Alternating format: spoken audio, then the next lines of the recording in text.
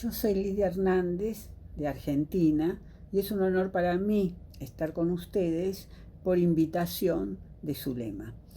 El tema que voy a desarrollar es algunos aspectos del fraude al cónyuge, porque en realidad es un tema muy amplio que merecería más que los 20 minutos que puede durar este video. En realidad, en la Argentina siempre tuvimos problemas en la interpretación del fraude al cónyuge. Eso se debió a varias causas. La primera es el régimen patrimonial del matrimonio que teníamos, que en realidad implicaba que el marido fuera el dueño y señor de la sociedad conyugal, como la llamábamos en ese entonces, y por lo tanto tenía amplia administración y disposición de los bienes gananciales. El original artículo 1277 del Código Civil de Vélez hablaba de sin perjuicio del fraude a la mujer. ¿Por qué? Porque todas las acciones de protección a la ganancialidad se las daban a la mujer, porque era obvio, el marido era el único administrador. Entonces, ahí tenemos el primer problema.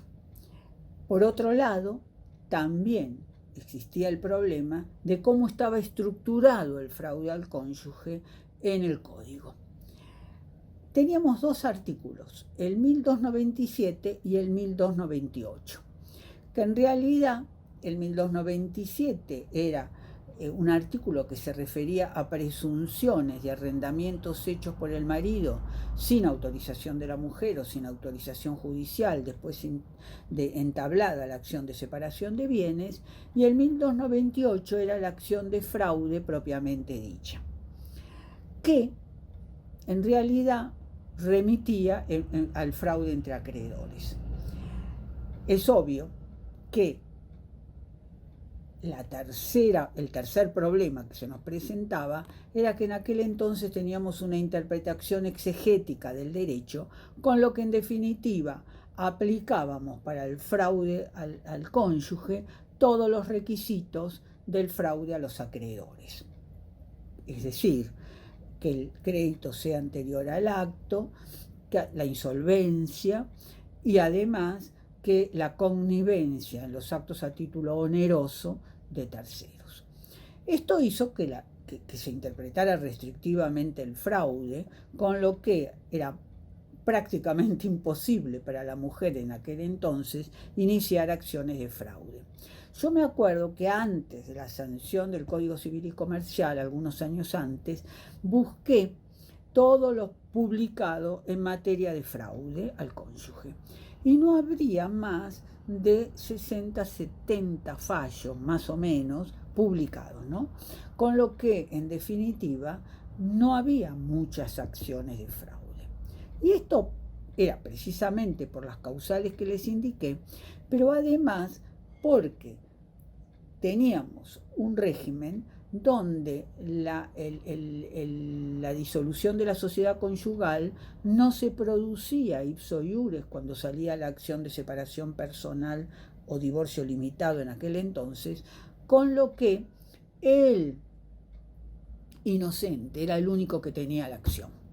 El culpable, por más que fuera defraudado por el inocente, no tenía la acción porque no se le reconocía el carácter de acreedor, ¿sí? Porque se le exigía la iniciación por lo menos de esa acción de división o de separación de bienes, con lo que en definitiva, la disolución de la sociedad conyugal, con lo que en definitiva no tenía o no podía entablar la acción de fraude. La bisagra en las interpretaciones aparece en el año 1941 con Fassi.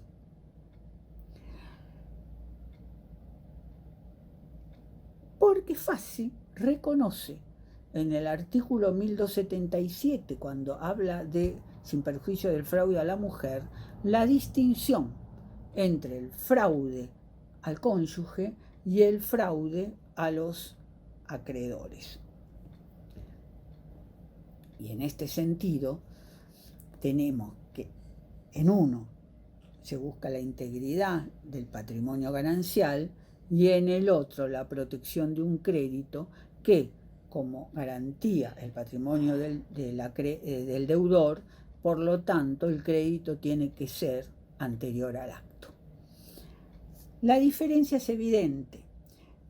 Con la 17.711 y a partir de esa interpretación que hace fácil de la mujer como socia y no como acreedora, aparece con la 17.711, por supuesto, la acción para ambos cónyuges, porque ya en nuestro régimen patrimonial, en el régimen de comunidad de ganancias, administran ambos cónyuges por separado lo que adquieren, hay dos mazos de administración, y esto hace que a autores como Fassi Bosser ahora o como Zanoni interpretan más ampliamente el fraude, ya sea como un dolo genérico o ya sea como un fraude a la ley.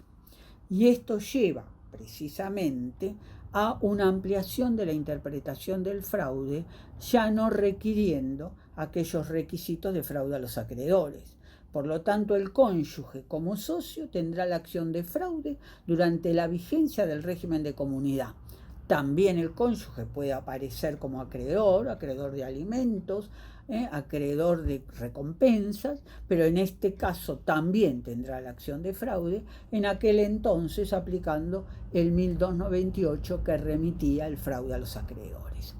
Así se hacía la distinción. Con el nuevo código, esto que le estoy diciendo, que aparece en la doctrina, aparece bastante después en la jurisprudencia. ¿Sí? La jurisprudencia sigue requiriendo, por una interpretación exegética que siempre lleva al fraude, sigue exigiendo requisitos del fraude a los acreedores. Con el nuevo código encontramos que incorporamos en el artículo 12 el fraude a la ley. En el artículo 338 y siguientes el fraude a los acreedores y en el 473 el fraude al cónyuge. En el 473 es un artículo muy escueto, es decir, actos dentro de la órbita de facultades que tiene un código, pero que sean fraudulentos con el otro, les son inoponibles. ¿Sí? No aparece, en mi criterio es escaso, porque no aparece, por ejemplo, ninguna presunción de fraude.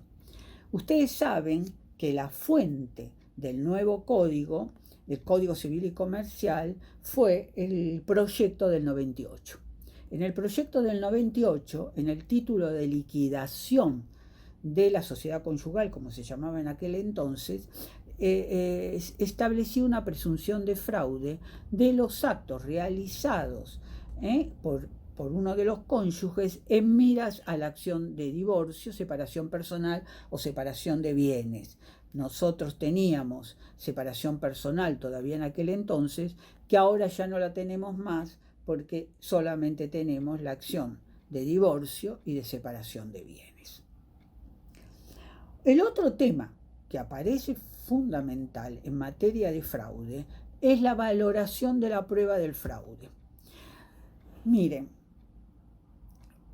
el otro día, dando una clase virtual a los alumnos, les pregunté dónde ubicaban el fraude al cónyuge. Y me dijeron el fraude a los acreedores. Y esto viene de la historia que tenemos respecto del tema del fraude al cónyuge. ¿Sí? Obviamente, si decimos que estamos dentro del fraude a los acreedores, volvemos a las carencias que teníamos en el Código Civil.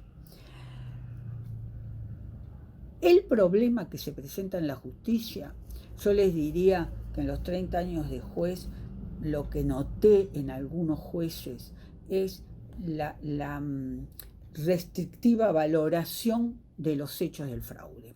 Es decir, el manejo o el poco manejo de las presunciones. Ustedes saben que el fraude es indirecto, que la causa es la ilícita, la motivación, que siempre aparece un acto válido, que nos está encubriendo el acto fraudulento, ¿sí? Con lo que, en definitiva, tenemos que valorar los hechos. Para valorar los hechos debemos ver las presunciones, los indicios y las presunciones que surgen de esos hechos. ¿Cuáles son? Primero, ¿cuándo se realiza el acto? En el fraude al cónyuge es fundamental el periodo de sospecha, es decir, cuando hay un conflicto, cuando ya se desató el conflicto, cuando el conflicto estaba latente y se desata muy poco tiempo después del acto, o cuando ya hay acciones iniciadas o alguna medida cautelar anterior a estas acciones también iniciada. Con lo que en definitiva ahí tenemos el primer indicio que nos va a crear esas presunciones concordantes, que es en realidad cuando se realiza el acto y ese periodo de sospecha. El segundo, lo demás, es cuando, otro hecho que me lleva a presunción, es con quién realizó el acto. Es decir, personas de confianza, familiares, amigos, por ejemplo. El tercer supuesto es cuando yo realizo, es decir, cuáles son las condiciones del acto, que puede ser el precio, por ejemplo, o algún tipo de otras condiciones que hacen al acto, que en definitiva pueden o no aparecer, porque generalmente cuando se defrauda o se simula, muchas veces se hace a través de un precio real a los efectos, de un precio de mercado, digamos así, a los efectos de que no nos descubran. Y el otro tema es ¿por qué hacemos el acto? Es decir, la motivación o la causa final de ese acto, que es la fraudulenta. ¿Por qué? Porque la hacemos para perjudicar a alguien, la hacemos para violar una ley imperativa, que en el caso nuestro es la división por mitades de las ganancias obtenidas durante el régimen de comunidad. Otro tema que yo veo en el tema del fraude es que puede haber maquinaciones dolosas o maquinaciones fraudulentas a través de un acto real o a través de actos simulados. Generalmente son en nuestro derecho dos vicios del acto autónomos y con acciones autónomas. De todas maneras, si hay una simulación absoluta, es contraria al acto fraudulento porque es un acto real, ¿sí? Pero si hay una simulación relativa, muchas veces se puede iniciar una acción de simulación relativa y subsidiariamente la acción de fraude, con lo que si no pruebo la simulación, el juez va a entrar a analizar si hay una acción de fraude. Con lo que hay diferencias entre el fraude y la simulación relativa y el fraude, porque en definitiva vamos a encontrar también en los hechos la diferencia entre un acto real, ¿sí?, y un acto simulado, aun cuando esconda un acto real que podría ser una venta que esconde una donación.